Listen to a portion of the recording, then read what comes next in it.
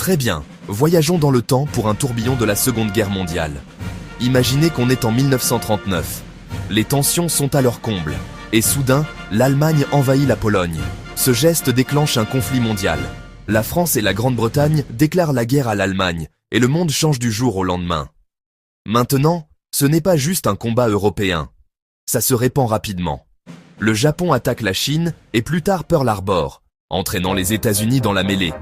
Les puissances de l'Axe, l'Allemagne, l'Italie, le Japon, contre les Alliés, qui incluent le Royaume-Uni, l'Union soviétique, la Chine et finalement les États-Unis. La Blitzkrieg, la guerre éclair, devient tristement célèbre alors que l'Allemagne nazie déferle sur l'Europe.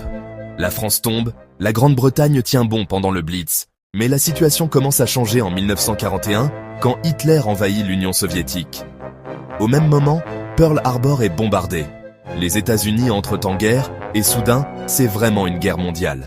Les batailles font rage sur plusieurs continents. Les déserts d'Afrique du Nord, les rues gelées de Stalingrad, les jungles du Pacifique.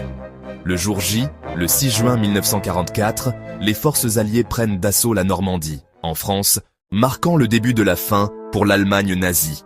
Pendant ce temps, l'Holocauste se déroule, une tragédie où des millions de Juifs et d'autres sont systématiquement assassinés. C'est l'un des chapitres les plus sombres de l'histoire et un rappel de ce que la haine incontrôlée peut faire. En 1945, l'Allemagne capitule après la chute de Berlin.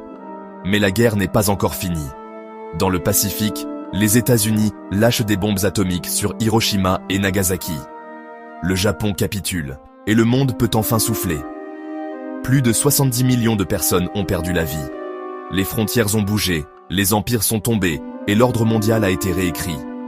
La Seconde Guerre mondiale n'était pas seulement des batailles et des dirigeants. C'était des gens, des familles et des avenirs changés pour toujours. N'oubliez pas, l'histoire est plus que des dates et des noms.